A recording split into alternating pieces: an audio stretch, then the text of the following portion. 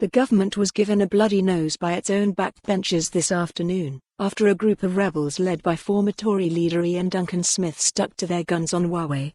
MPs voted 306 to 282 against an amendment calling for Downing Street to stop using high-risk vendors, a term that appears to apply solely to the Chinese firm.Although that fell well short of the total number needed to bring about a defeat. The group, which also numbered former Brexit Secretary David Davis and Foreign Affairs Select Committee Chair Tom Tugendhat. The result is likely to be viewed as a warning shot.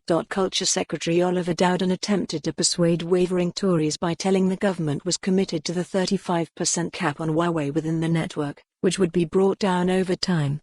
He also said Number 10 was working with Five Eyes allies on alternative suppliers, citing lack of options as the reason for using Huawei in the first place. He added that ministers would listen to concerns when they brought forward a bill relating to Huawei's involvement in the 5G network before summer recess, so all honourable members will be able to debate these points extensively.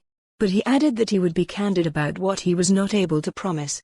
"I'm not setting out a timetable, a date to get to the point where we don't have to rely on them at all," he said, pointing to the next bill, expected in June, as the right time for that discussion. Duncan Smith, who at the start of the debate was seen in deep discussion with Dowden, told the Commons he was always flexible on the date, giving clear wiggle room, as long as a firm commitment was made to rid Huawei by a certain point. The government must begin to remove Huawei at speed and before the end of Parliament. He added that position was echoed by Davis and others, including Bob Seeley, who claimed ministers appeared more willing to change its position last week than this week. Earlier in the day, Davis told City AM the government would be very unwise to ignore the rebels, even if they lost this emblematic vote. He warned further pressure would be applied by going shopping among other backbenchers to present a much more robust game.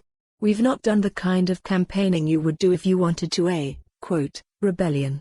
We have taken the view that this early in a government's life you would prefer to avoid it," Davis said. Yesterday's GCHQ briefing, designed to win MPs over, had resulted in further would-be rebels who felt it had been patronizing. "It would be very unwise to ignore the movement," he added. For more on this story, visit the news article link.